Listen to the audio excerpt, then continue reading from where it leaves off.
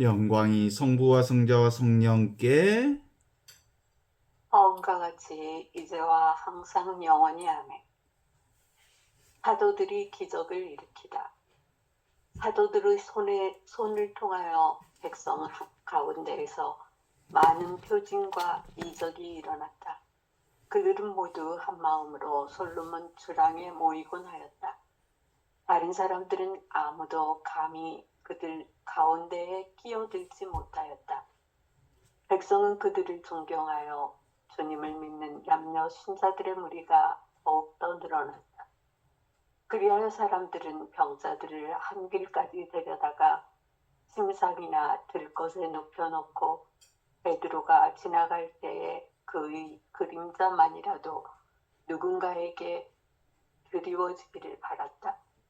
예루살렘 주변의 여러 고을에서도 많은 사람들이 병자들과 또 더러운 영에게 시달리는 이들을 데리고 몰려들었는데 그들도 모두 병이 나았다. 아멘. 네. 오늘 사도행전 5장 12절에서 16절에 나오는 표징과 이적. 예, 표징과 이적의 얘기는 하느님의 현존, 하느님의 영광을 드러내는 손가락, 가리키는 손가락에 불과하지요. 뭘 가리키는 거예요? 하느님의 영광, 하느님의 현존을 가리키는 손가락이 바로 뭐예요? 표징과 이적인데 사람들은 주로 손가락만 보는 경향이 있어요. 표징만 보고 이적만 보는 경향이 있죠.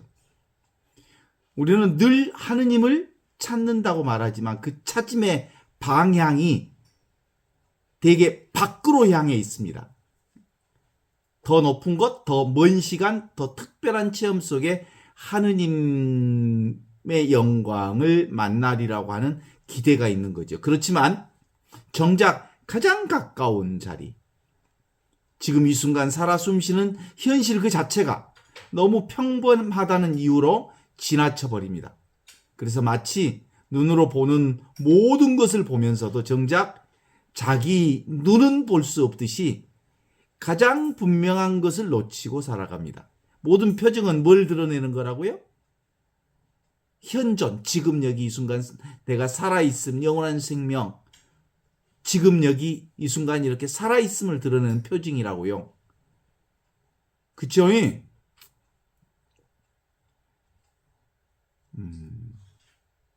마음도 깨달음도 마찬가지입니다. 그것은 어떤 철학적 개념이나 책 속의 사상이 아니라 지금 이 순간 경험하고 있는 이 생생한 현실 그 자체입니다. 듣고 있는 이 소리요? 그쵸? 보고 있는 이 장면이요? 느끼고 있는 이 감각이요? 그리고 그 모든 것을 알고 있는 이 알을 가리키는 거예요. 그러니까 눈에 보이는 걸 잡으면 안 되는 거예요. 그 눈에 보이는 것이, 들리는 것이, 경험하는 것이 뭘 가리키냐면 보는 이것을 가리키고 듣는 이것을 가리키는 거거든요. 이게 바로 영원한 생명. 오늘 그 요한복음에 나오는 것처럼 하늘에서 내려온 살아있는 빵은 안 보여. 근데 이 살아있는 빵이 모든 것을 다 살려. 그쵸? 이게 바로 하느님의 현존입니다. 이게 하늘에서 내려온 살아있는 빵입니다. 그런데 우리는 그것을 너무 가까이 두고 있기 때문에 오히려 보지 못합니다. 늘 다른 무언가를 찾느라 이미 주어져 있는 것을 놓치는 거죠. 이 몸이 따로 있고 마음이 따로 있는 게 아니거든요. 이 몸으로 느끼고 있는 이 전체가 이미 하느님의 영원한 생명의 드러남입니다. 그렇기 때문에 우리가 살아가는 이 세상살이의 삶이 따로 있고 그 너머에 하느님 나라가 따로 있는 게 아니에요. 지금 이 삶의 자리, 기쁨과 슬픔과 번뇌와 평화가 일어나는 바로 지금 이 자리, 이 자리가 바로 영원한 생명의 빵이신 하느님의 현존이 드러나는 자리입니다. 그런데 사람들은 어떤 생각이 있냐면 번뇌가, 고통이 없어야, 번뇌가 없어야 깨달음의 하느님 나라에 이른다고 생각하지만 깊이 들여다보면 번뇌조차도, 생각조차도 고통과 아픔과 슬픔과 우울함 그것조차도 이 하느님의 현존 안에서 일어났다 사라지는 하나의 파동일 뿐입니다. 파동에 집착할 때 괴로움이 생기지만 그 바탕, 현존을 보면, 하느님을 보면, 영원한 생명을 보면, 교회를 보면 변함없는 고요함이 바로 그 자리에 있습니다. 오늘 그 얘기를 사도행전을 통해서 하는 겁니다. 사도행전 5장 12절에서 16절의 말씀은 그렇습니다. 거룩한 공동체 앞에 거짓없이 드러나는 이 세상 모든 것들이 다 하느님의 현존을 드러내고 있습니다. 이 본문은 놀랍게도 교회는 위축되지 않습니다. 오히려 사도들의 손을 통하여 많은 표징과 이적이 일어나고 공동체는 더욱 분명한 모습으로 세워졌고 주님을 믿는 이들의 수는 점점 늘어났습니다. 이것이 오늘 본문의 대단히 중요한 메시지죠. 거룩함은 공동체를 약하게 만드는 게 아니라 더욱더 순수하고 더욱더 공동체를 강하게 만드는 것으로 이 본문은 우리에게 얘기하고 있습니다. 하느님의 현존이 추상적인 감정이 아니라 실제적인 능력, 그 실제적인 능력이 바로 지금, 바로 여기, 바로 이 순간에 우리가 맨날 경험하는 이 경험 그 자체. 그래서 실제 변화를 드러내는 사실. 병든 이들이 일어나고 억울한 이들이 회복되고 공동체는 한 마음으로 모이고 사람들은 그 거룩한 분위기 앞에서 함부로 다가서지 못하면서도 동시에 깊은 존경을 표하게 됩니다. 이것이 바로 성령께서 다스리시는 교회의 특징입니다. 특징. 주님 오늘도 저희가 이 말씀 앞에 불러주셔서 감사합니다. 초대교회 안에 드러냈던 표징과 이적을 단지 사도들 시대에 옛날 얘기로만 안 듣고 지금 살아계신 주님께서 당신 교회 가운데 지금도 이와 같이 일하고 있음을 믿게 하소서. 저희가 기적, 나 자신이 기적 자체임을, 나의 삶 자체가 기적 자체임을 깨달아 알게 하소서. 주님의 거룩한 현존 앞에서 마음을 갖게 하시고 치유와 회복의 증언이 우리 안에서 이루어지게 하소서. 이제 현존을 경험한 사람들은 온통 세상 모든 만사가 하느님의 영광을 드러내는 기적임을 알기에 매 순간마다 찬양과 찬송과 감사와 감격의 감동을 더하면서 매 순간 하나님께 찬양을 올릴 수 있습니다. 나 살아있음의 이 놀라움을 얘기할 수 있는 거죠. 오늘 본문은 이렇게 시작하잖아요.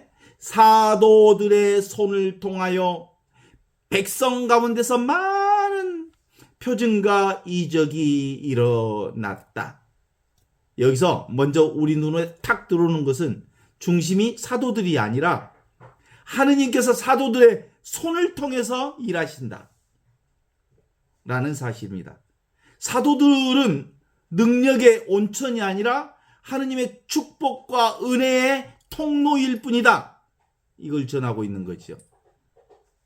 교회의 참된 힘은 인간의 재능이나 인간 교회의 조직력에서 오는 게 아니라 살아계신 하느님께서 당신 백성 가운데서 역사하시는 데서 온다. 이런 얘기죠. 다음 표현도 이어지는 표현도 대단히 인상적입니다.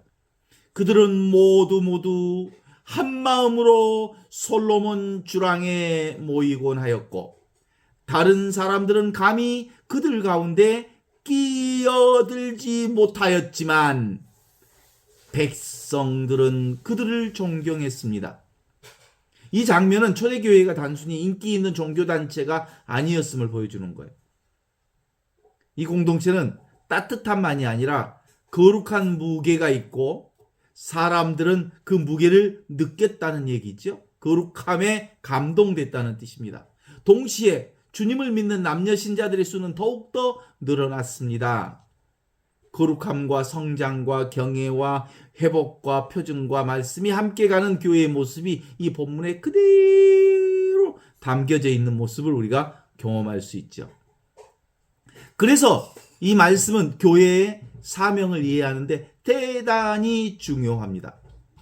성경은 사도들이 자신들이 놀라운 사람이라서 이런 일이 일어났다고 말하지 않습니다. 사도들의 손을 통해서라고 말합니다. 즉 하느님이 주체이시고 사람은 도구입니다.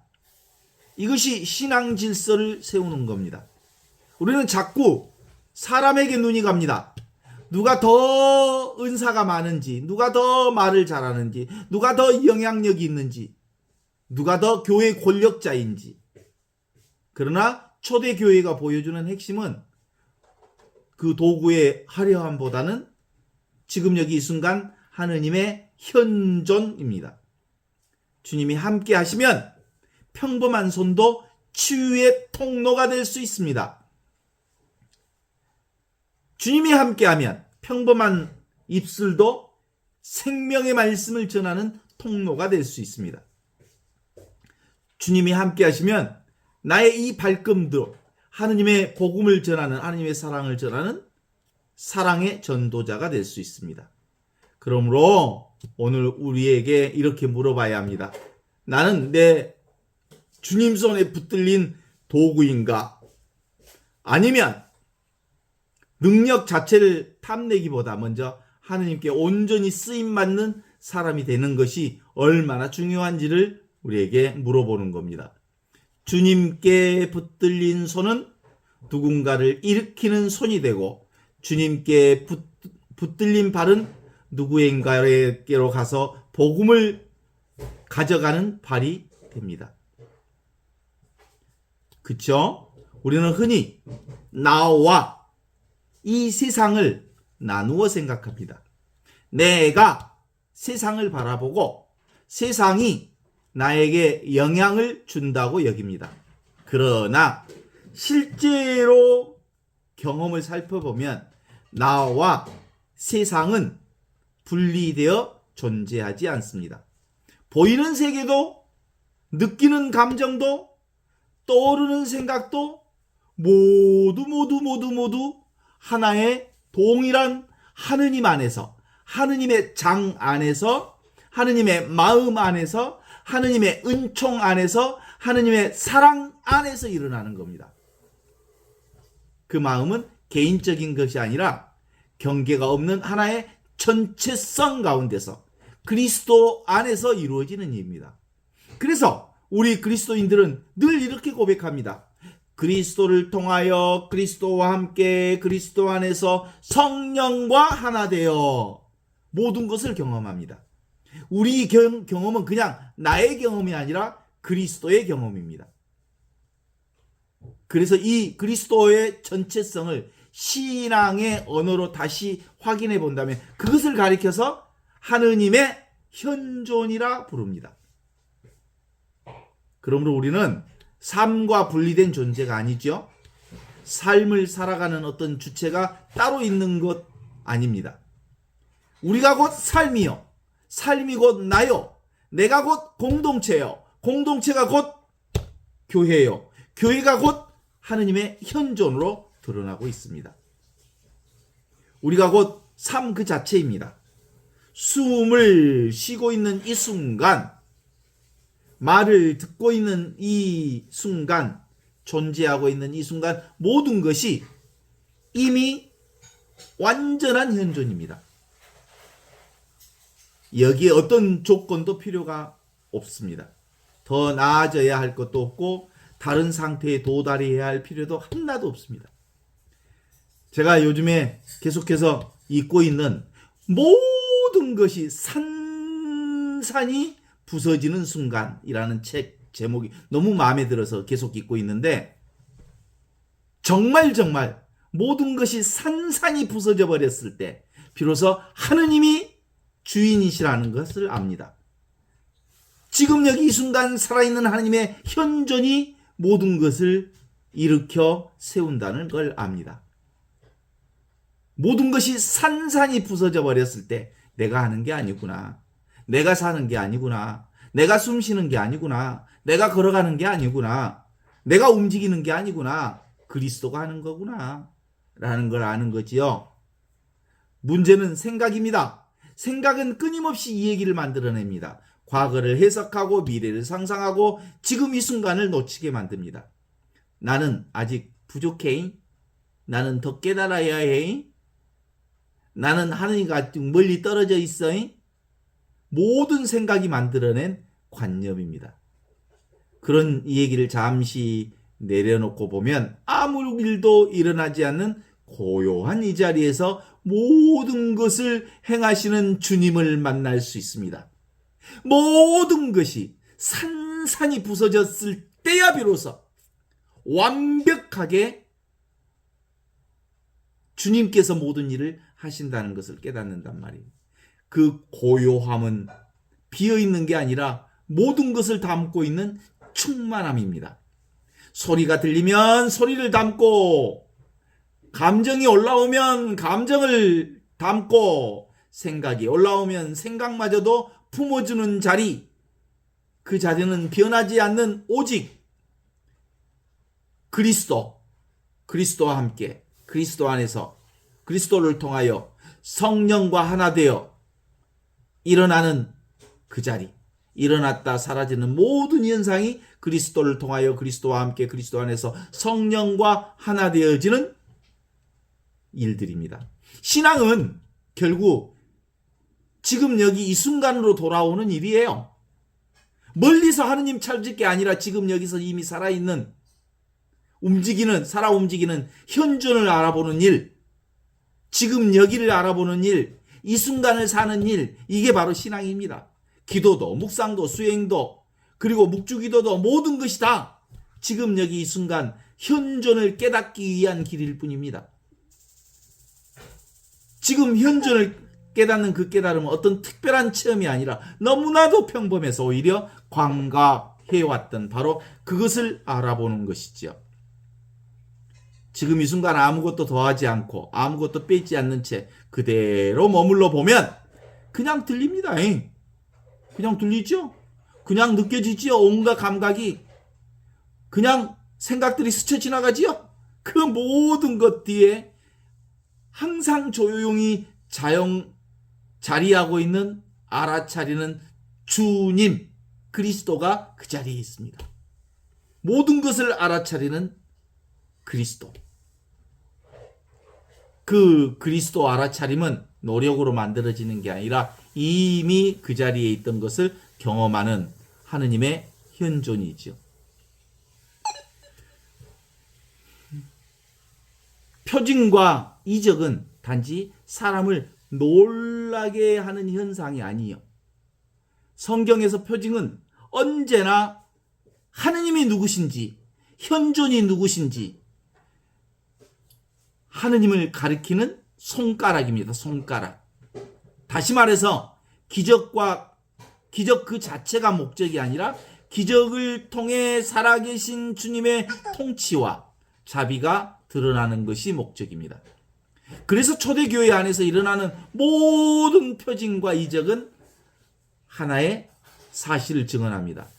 예수님은 죽은 분이 아니라 지금 살아서 일하시는 주님이시란다. 사도들은 예수님의 이름으로, 형존의 이름으로 병자를 고쳤고 더러운 영에 시달리는 이들에게 자유를 얻게 해주었습니다. 이는 교회의 중심이 부활하신 예수라는 사실을 세상 앞에 보여주는 표지였습니다. 오늘 우리도 기적을 바라볼 때, 이적을 바라볼 때, 세상을 바라볼 때 균형이 필요합니다. 기적을 무시해서도 안 되고 기적만 쫓아서도 안 됩니다. 이적을, 세상만 쫓아서도 안 되지만 세상이 보여주는 그 하느님의 현존을 볼 줄 알아야 합니다. 기적과 이적은 복음을 대체하지 않습니다. 오히려 복음의 진실성을 드러내는 방식으로 주어집니다. 따라서 그러므로 우리가 구해야 할 것은 표징 자체가 아니라 그 표징을 통해서 드러내 보여주시는 하느님의 현존, 지금 여기 이 순간 살아있는 그리스도를 드러내는 거죠. 그쵸?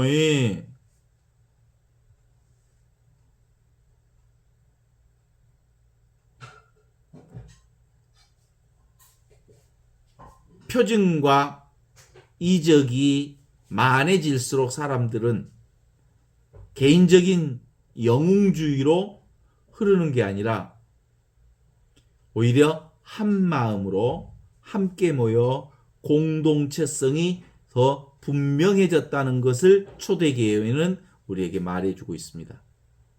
성령의 역사는 사람들을 흐트러버리는 게 아니라 하나로 지금 여기 이 순간 이 자리로 우리를 묶어내어 주십니다. 솔로몬의 주랑은 이전에도 여러 차례 등장한 장소입니다. 솔로몬의 주랑은 가르침과 증언 그리고 공동체의 모임이 이루어지던 자리였습니다.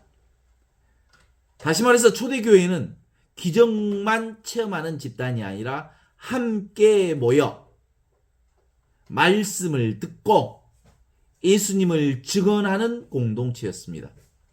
표징은 공동체를 해체하지 않고 오히려 더 깊은 일치 안으로 끌어들입니다. 오늘의 교회도 마찬가지입니다.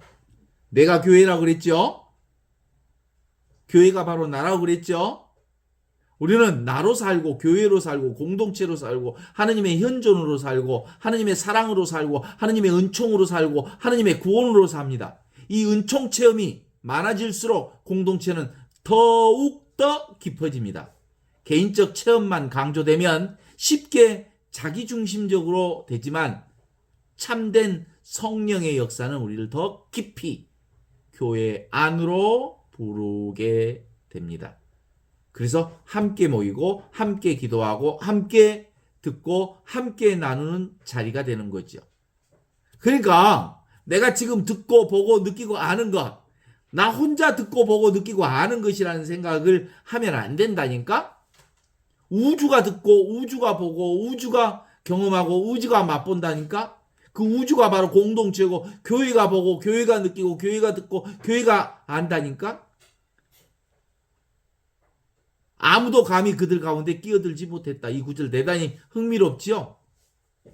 한편으로는 사람들이 공동체를 존중했지만 다른 한편으로는 함부로 들어오지 못했습니다. 왜 그러냐면요.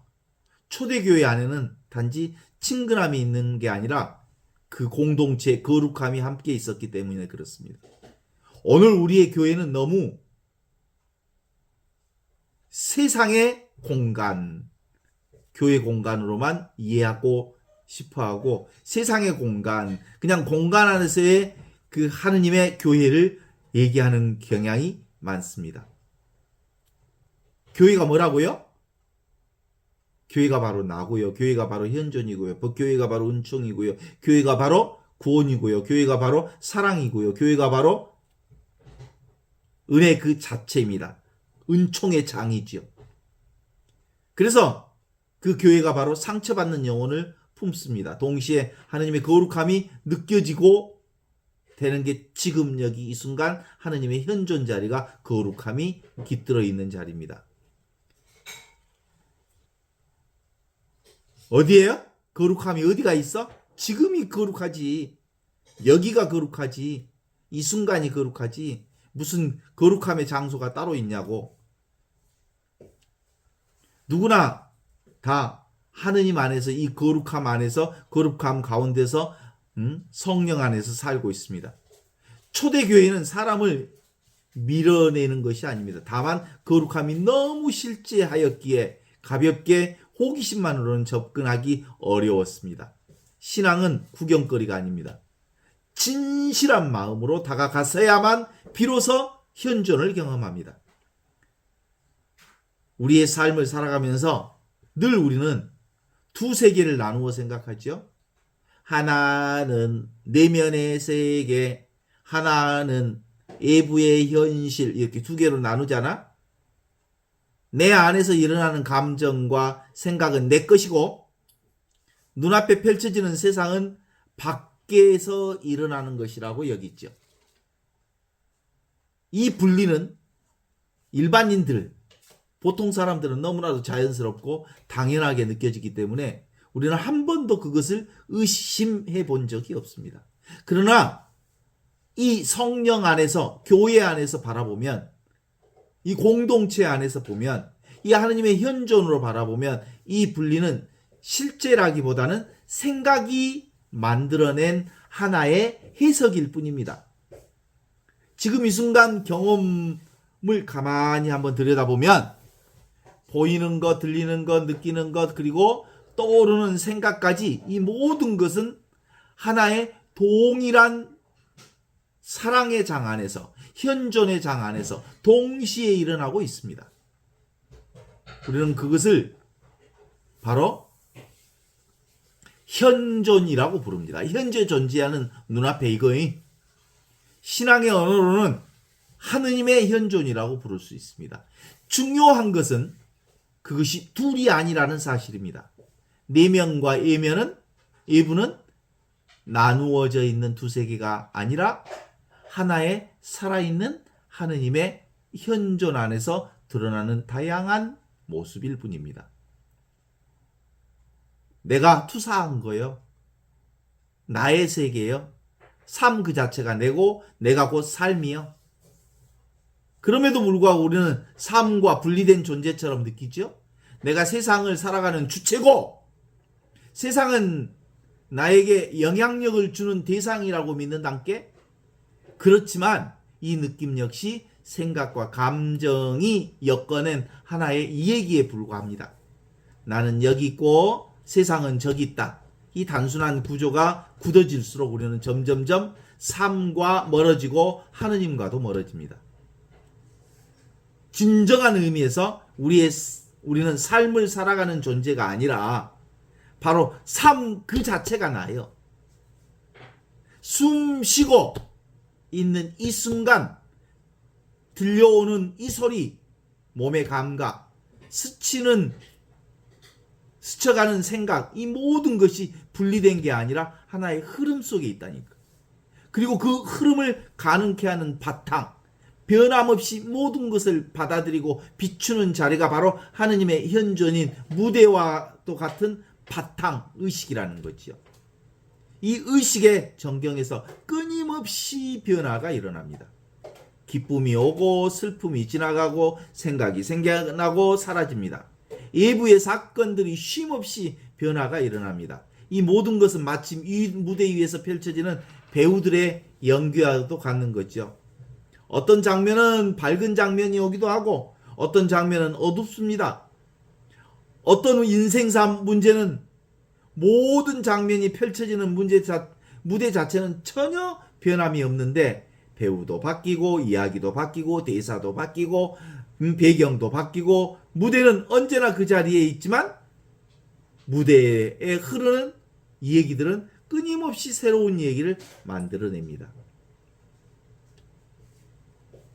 그 무대가 어디 있어? 바로 지금 여기 이 현존이 그 무대입니다.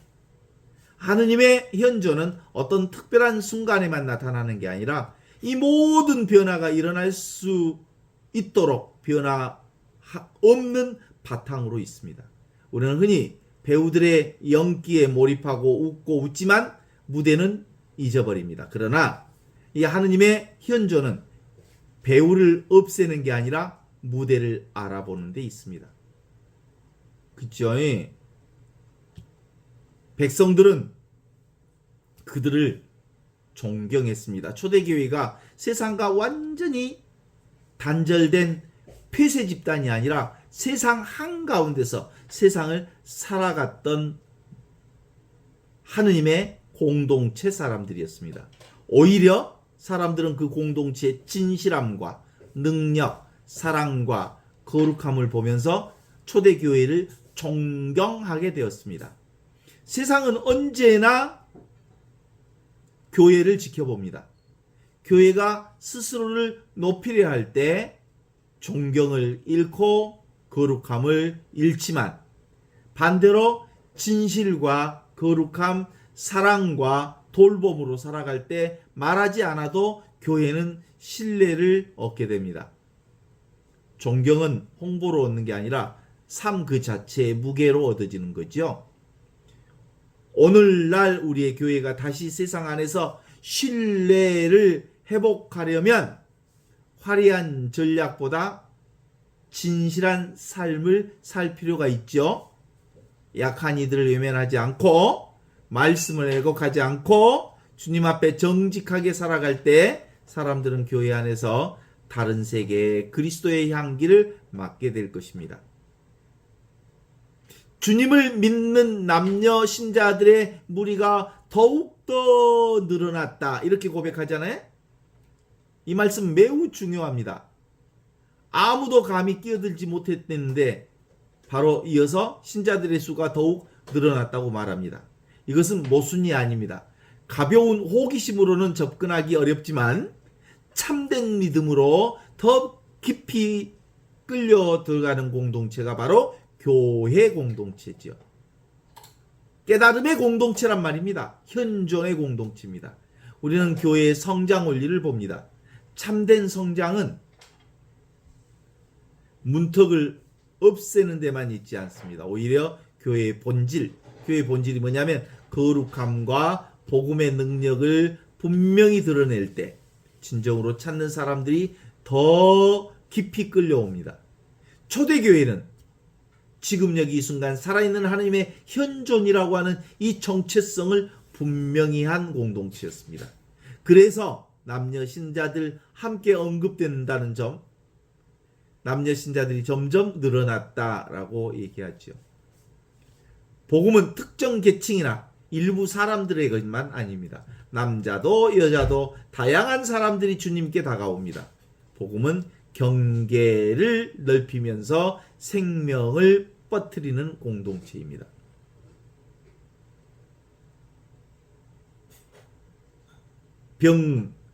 병자들을 길에서 데려다 놓은 사람들이 바로 초대교회 공동체였습니다.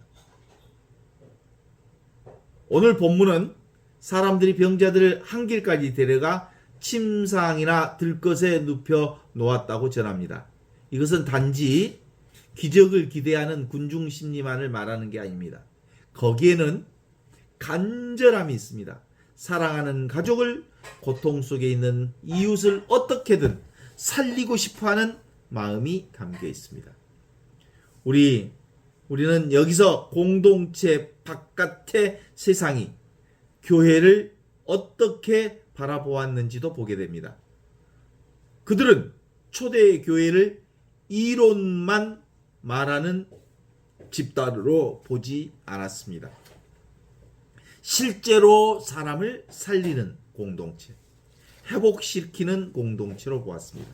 그래서 병자들을 들것에 실어 데리고 왔고 조금이라도 은총의 자리에 가깝게 두고 싶어 했습니다.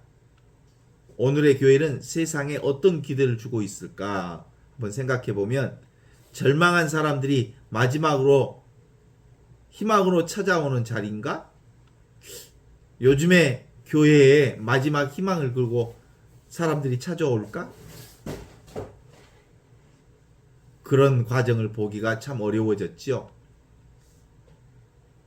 교회는 여전히 상처 입은 이들, 거기에 가면 주님을 만날 수 있다고 기대할 수 있는 자리가 되어야 합니다.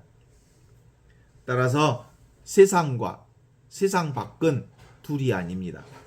우리가 일상이라고 부르는 이 삶의 자리, 번뇌와 갈등이 일어나는 이 자리 자체가 이미 하느님의 현존이 드러나는 자리입니다. 고통과 아픔과 번뇌를 제거해야만 하느님께 나아갈 수 있다고 생각하지만 사실은 번뇌조차도 이 현존 안에서 일어나는 하느님의 움직일 뿐입니다. 파도는 바다를 떠나 존재할 수 없듯이 번뇌도 세상도 현존을 떠나 존재할 수 없습니다.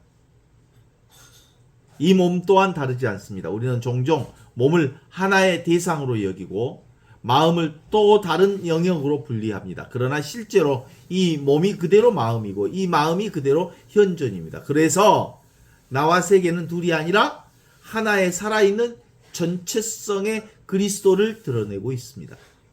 문제는 우리가 생각을 통해서 끊임없이 이 얘기를 만들어내는 데 있습니다. 이것은 좋은 것, 저것은 나쁜 것, 나는 이렇고 세상은 저렇다 라고 하는 이러저러한 해석들을 만들어내면서 우리는 실제의 삶을 직접 경험하기보다 그것에 대한 생각 속에 살아가게 되는곤 합니다.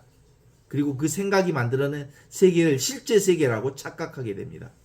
그러나 잠시 긴밀하게 들여다보면 아무것도 해석하지 않고 아무것도 판단하지 않는 채 지금 이 순간 그대로 보고 두면 놀랍게도 이미 이 세상은 완전한 하느님의 현존을 드러내고 있습니다.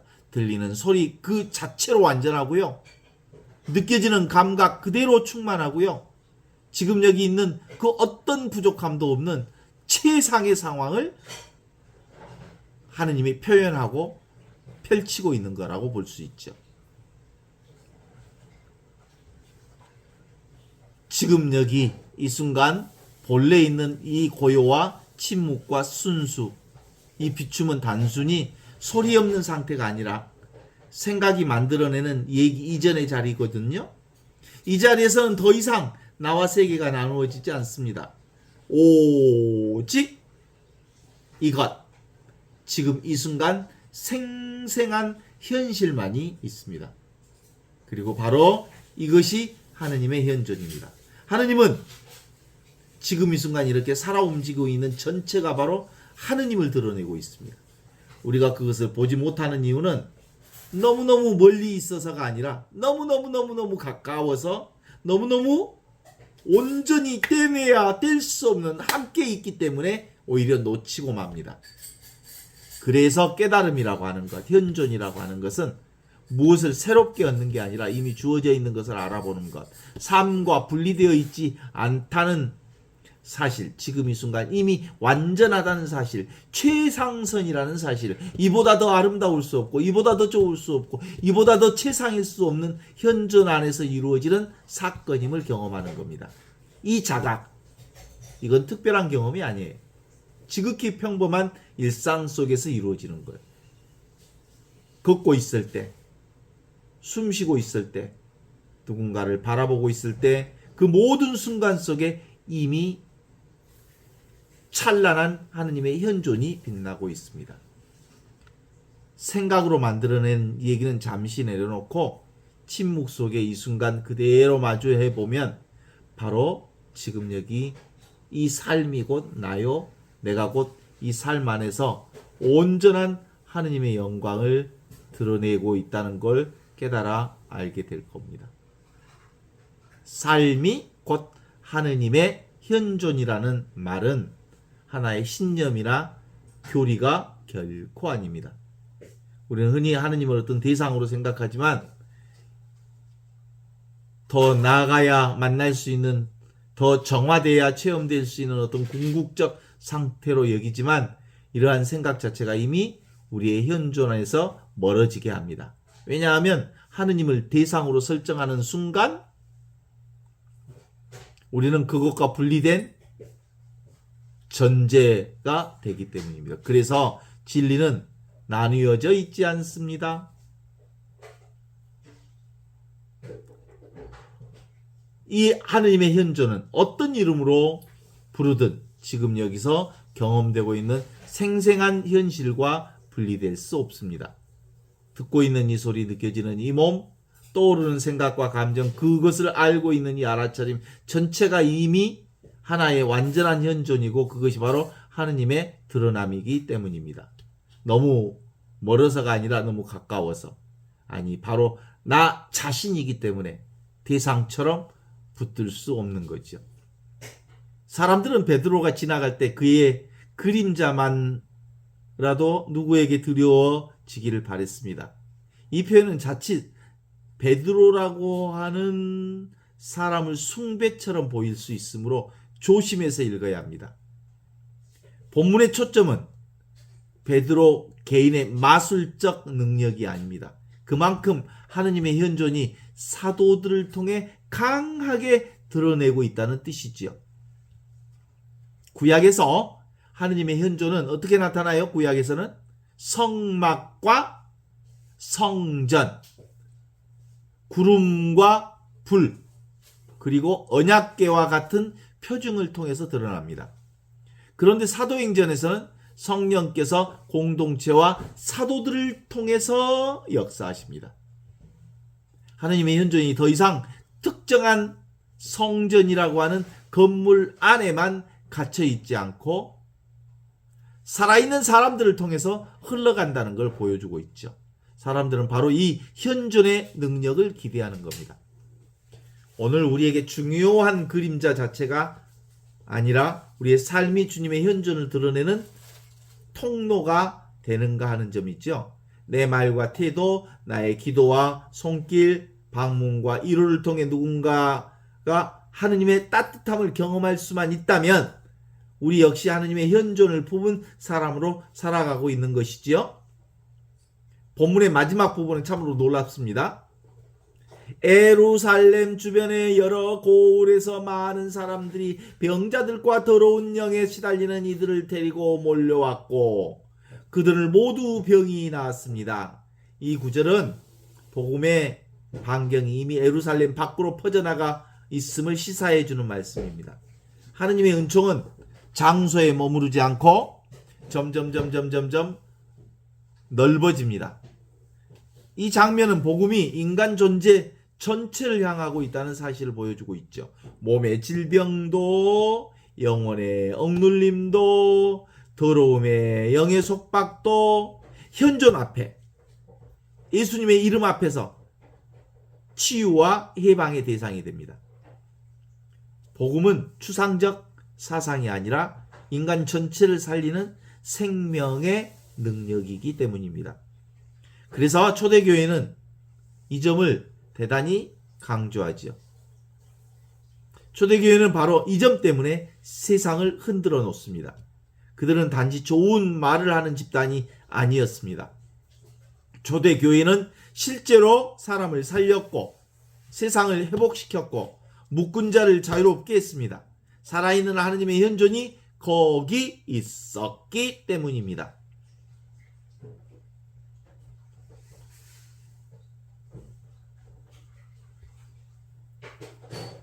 우리가 고통을 겪는 이유는 단순한 사실을 놓쳤기 때문입니다. 그죠? 나라는 실체가 따로 존재해서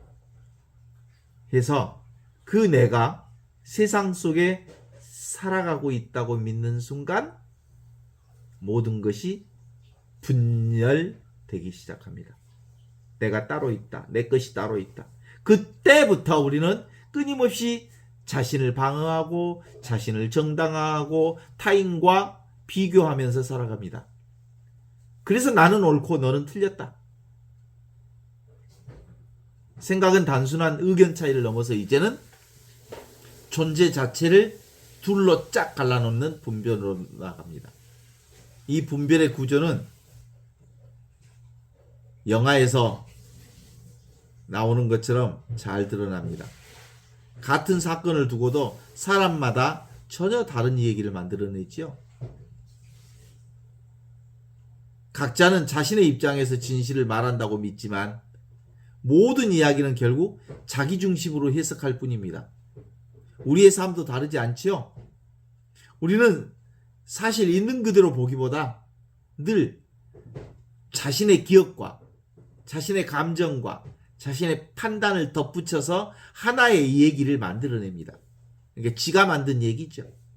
그리고 그 얘기를 현실이라고 믿습니다. 그러나 조금만 더 깊이 들여다보면 그 모든 얘기 이전에 변하지 않는 어떤 자리가 있음을 알게 되죠. 생각은 끊임없이 변하고 감정은 오르내리고 상황은 시시각각 달라집니다. 이것이 바로 모든 것은 변한다는 사실입니다. 이 변화 속에서 붙잡을 수 없는 고정된 나는 어디에도 없습니다. 그럼에도 불구하고 우리는 변하는 것들을 자신과 동일시하면서 고통을 받습니다. 내가 아프대. 뭐 내가 아파. 아픈 것을 경험하는 내가 있을 뿐이지. 이때 필요한 것은 무엇을 더 얻기보다 특별한 상태에 도달하는 게 아니라 오히려 이미 일어나고 있는 이 변화의 흐름을 있는 그대로 보는 눈이 필요합니다. 그래서 생각이 올라오면 올라오는 대로, 감정이 일어나면 감정이 일어나는 대로 그것을 붙잡지도 밀어내지도 않고 그냥 바라보는 깨어있음. 이제 아픔이 올라오구나. 아침에 새벽에 일어났는데 종아리 근육이 꼬여버렸습니다. 오미 미쳐 물겠네. 아이고 아파라. 한 5분에서 10분까지는 안 가. 한 5분을 얼마나 아픈 통증으로. 그러다가 시간이 지나니까 언제 아팠냐 하고 사라져 버렸습니다. 고통은 지나갔는데 그 통증을 보고 있는 나는 그대로 지금 여기 이 순간 이대로 그대로 있습니다. 이 현존은 외부의 어떤 상황에도 흔들리지 않습니다.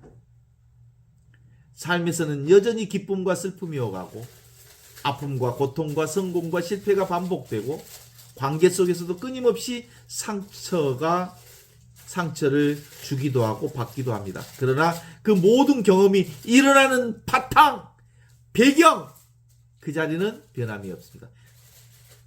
파도가 아무리 요동쳐도 바다는 여전히 그 자리에 있는 것처럼 현존은 언제나 고요하게 모든 것을 품고 있습니다. 그 현존을 우리 신앙인들은 잘 쓰고 살기는 살았어. 하느님 백으로 살아야 그것이 하느님 백이에요. 하느님의 현존이.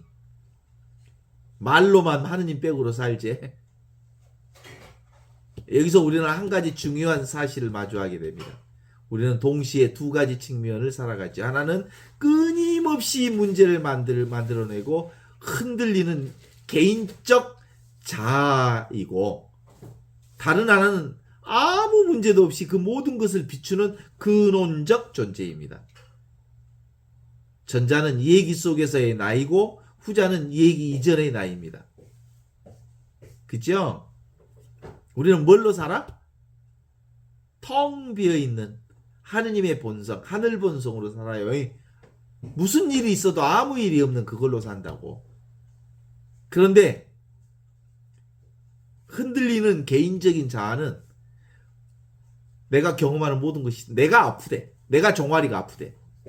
종아리 아픔이 잠시 왔다 사라지는, 손님이 왔다 사라져 간 거지. 내가 아픈 적이 없어. 고통이 살짝 왔다 간 거야. 나는 아픈 적이 없어. 나는 암으로 수술한 적이 있지만 수술한 적이 없어. 과거의 기억은 내가 얼마 전에 수술했다고 얘기하지만 나는 그런 적이 없어. 그죠? 바로 이 영성 공부라고 하는 건 결국 두 층을 분명히 알아보는 과정입니다. 그리고 그것은 결코 편안하기만 한 길이 아닙니다. 오히려 자신이 붙잡고 있는 나라고 하는 얘기가 무너져가는 과정이기 때문에 때로는 깊은 고통과 마주하게 합니다. 그래서 우리는 흔히 외부에서 원인을 찾으려 하지만 점점 더 분명해지는 것은 문제의 근원이 외부가 아니라 나라는 집착 그 자체라는 사실을 깨달아 버리는 거예요. 내가 집착했구나. 그래서 이 현존에 대한 깨달음은 겸손을 요구합니다. 더 이상 자신을 정당화할 수 없고 타인을 탓할 수 없기 때문입니다. 그러나 바로 그 자리에서 진정한 자유가 시작됩니다. 외부의 조건에 휘달리지 않고 내면의 평정 속에서 삶을 살아갈 수 있는 힘이 생깁니다. 이 길이 중요한 것은 타인과의 관계입니다. 우리는 혼자서 완성되는 존재가 아니라 특히 나를 가장 힘들게 하는 사람, 나의 약점을 건드리는 존재들이야말로 가장 위대한 나의 스승입니다. 그들은 나의 숨겨진 집착과 나의 숨겨진 아집을 드러내 주시는 위대한 스승이지요. 바로 나를 건드려내는 그들을 통해서 우리는 자신을 더 깊이 이해하고 결국 그 이해에는 분별을 넘어서는 자리로 우리를 이끌어냅니다. 자, 모든 것이 산산이 부서질 때, 나 이 책이 너무 좋아. 완전히 에고가 박살 나버렸을 때 비로소 하느님이 모든 것을 일하시고 계심을 깨달아 하는 거예요. 현존을 깨달아 합니다. 결국 모든 가르침은 하나의 방향을 가리킵니다. 밖으로 나가 무언가를 얻으려는 게 아니라 지금 여기로 돌아오는 초대이죠. 지금 여기 이대로. 이미 완전하게 주어져 있는 이 순간 이대로. 이 현존을 알아보는 것입니다. 지금 이 순간 생각을 잠시 내려놓고 조용히 지금에 머물러 보십시오. 뭐가 부족합니까? 뭐가 더 필요합니까? 아무것도 필요 없어요. 왜냐하면 완벽하고 완전하고 온전하고 부족함이 없다는 걸 압니다.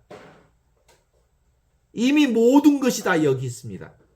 이것이 바로 삶입니다. 삶이 곧 하느님의 현존입니다. 내가 곧 삶이요, 삶이 곧 하느님의 현존으로 드러나기 때문이죠.